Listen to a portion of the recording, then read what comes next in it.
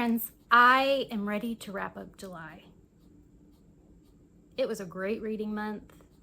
I will link below the first half of July reading, but it was a really good month, and I feel like it continued through the second half. First up is a short story collection that I started at the beginning of the month, maybe beginning of July. This is Atlanta Noir. It's edited by Tayari Jones, and it has stories set in different neighborhoods in Atlanta, and it basically was a trip around my city for me. And there were also parts of it that were kind of scary. I mean, it's, what do they call it? It's an anthology, and some of them are thrillers, some of them are horror-ish-esque, and then some are just kind of general fiction, I would say. Some of the authors are Tananarive Due, Kenji Jasper, Daniel Black, David James Poissant, Jennifer Harlow. There were some others on here. Sherry Joseph, Alicia Parker, Gillian Royce, Anthony Grooms. Anthony Grooms, he wrote, which one did he write? His story was called Sela, and I really liked it. You'll see one of his books coming up in a library haul. I went ahead and checked out one of his books from the library, and yeah, I just really enjoyed this. Tayari Jones has a story in here as well. I think I gave this a 4-star. There, with any short story or anthology collection, there's gonna be some that you enjoy more than others, and that was definitely the case. I don't think any of the stories were under a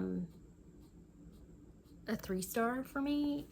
One thing I do like is it has a map of Atlanta, and kind of shows the little neighborhoods and goes out to Stone Mountain. So that's cool. You always love a good map. And especially when you can relate to the places they're talking about. So I highly recommend this. This is a series. It's definitely backlist. I think it came out in 2018, the Atlanta Noir one. It's called the Kashik Noir series. And there are all these. So many cities, countries. It's mostly cities. No, there's some countries in here too. And I will probably be looking up some of the other ones as well. It is out by Akashic Books. So, and like I said, this was back in 2018. I'm just moving the book all over. This came out in 2018, so yeah, highly recommend. Okay, I read my second Janice Hallett, and I am obsessed with this author. I read The Mysterious Case of the Alberton Angels. I buddy read this with Lori from Books, Ink and Paper, and Krista at Books and Jams, and I think that I enjoyed the reading of this much more than they did. I don't know. I haven't seen their ratings. I don't remember what they rated it. I rated it 5 stars. This is about a cult and two journalists who are going hunting for this baby that was supposed to be sacrificed by the cult 18 years prior, and the baby was rescued, They're looking for the parents. They're looking for any kind of connection to this baby and the cult. And as is Janice Hallett, it's told in emails and transcripts of interviews,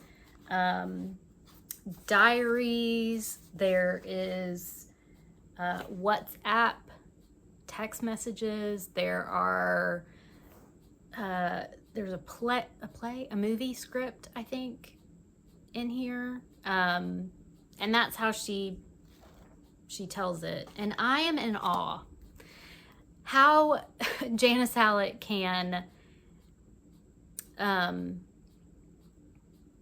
keep all the details straight, first of all, tell amazing stories. Well, I think they're amazing, and tell them in such a unique way. Like, how do you know what's going to be an email? How do you know what's going to be, you're going to, create WhatsApp conversations or a script to communicate part of the story, and which part is going to be told in which way. It fascinates me. I previously read The Appeal. I'll say I also read The Christmas Appeal.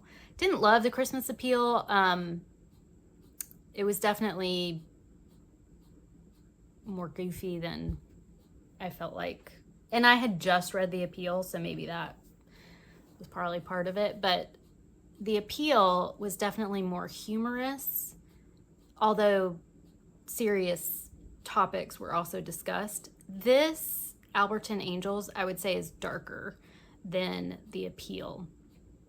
But again, I really enjoyed it, and there are clues that Janice Hallett gives you throughout that you don't realize are clues until the end, and then you get through the end and you're like, wait, what?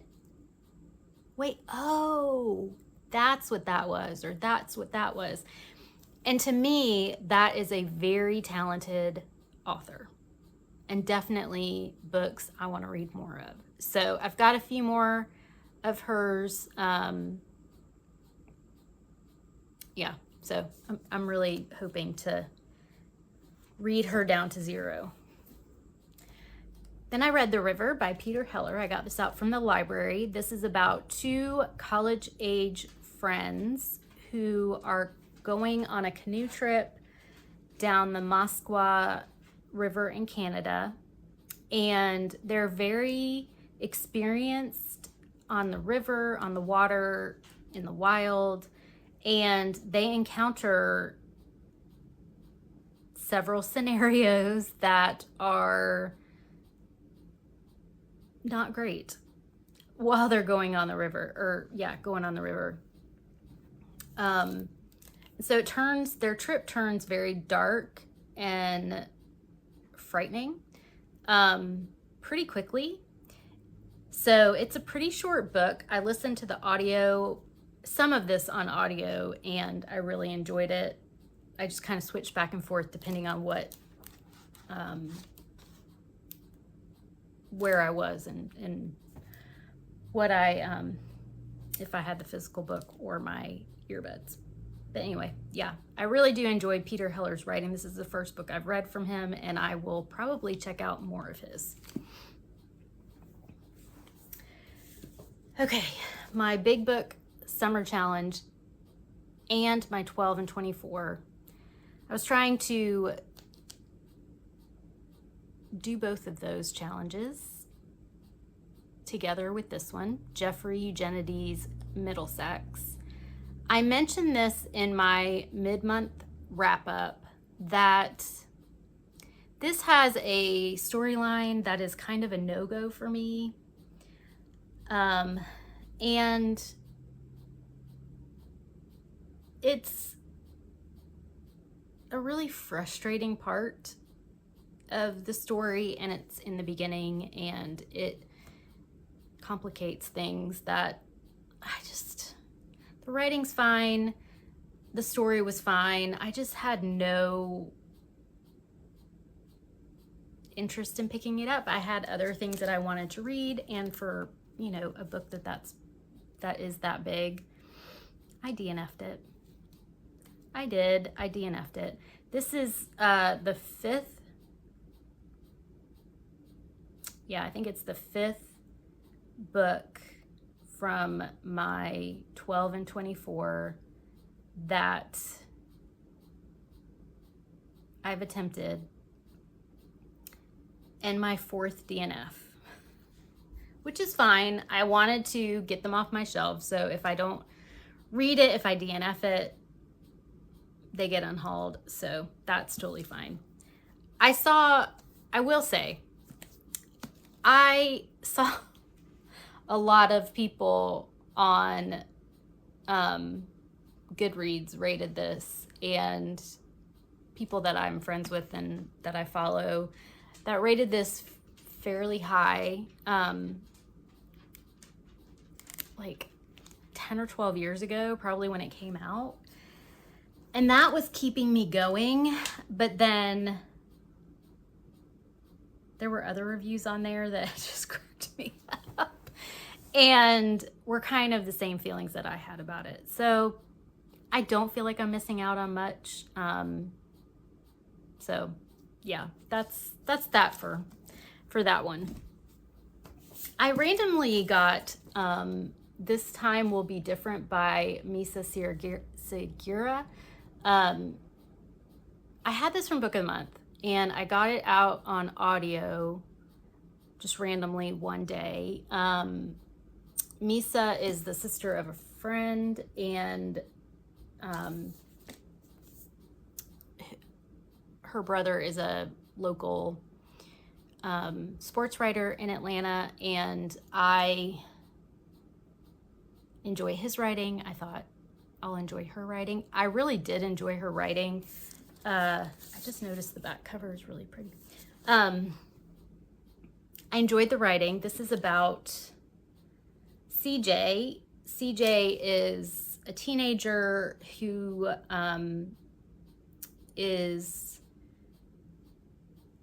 was raised by a single mother and her aunt, and the aunt owns a flower shop. The mom is a lawyer, like a corporate lawyer, and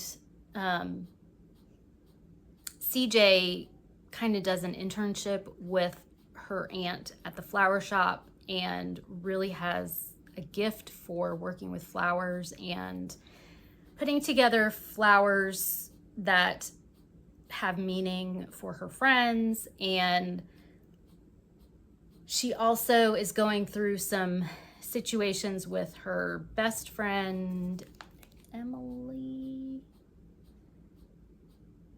I can't remember what the best friend's name is.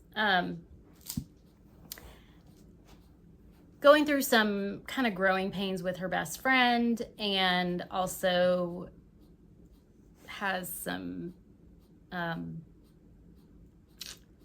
relationships drama as well, as any 17-year-old would. I did enjoy this. I listened to it really quickly, and I think I gave it a 3-star. It was a good YA, good little coming of age type story. I read it at the beginning, at the 2 weeks ago. I listened to it 2 weeks ago, and I have very little memory of it, but I do remember enjoying it. So there's that. If you want something quick, light, it's not light-hearted, but it's fun in ways, and it's sweet, and definitely family relationships, angsty teenage stuff, all that you would expect from a YA. So, okay, so that's what I've completed. Is that all I completed? I think it is.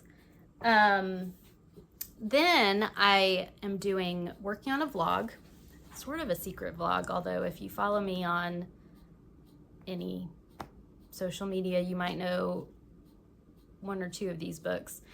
I am doing a sort of read like our booktube friends, and these three were our favorites of Becca at Becca Books and Bujo. I should be done with this vlog. Hopefully you'll see it maybe Sunday, maybe. That's the plan, and I'm getting there, and I'm enjoying all three so far. And then two books that I have continued to read, haven't always included them in my currently reading, mainly because I wasn't at that moment reading them, but I have been pretty actively reading these recently, and that is Grief is Love by Marissa Renee Lee. This is about Marissa's experience losing her mom when she was in her 20s, and then she also had a pregnancy loss. And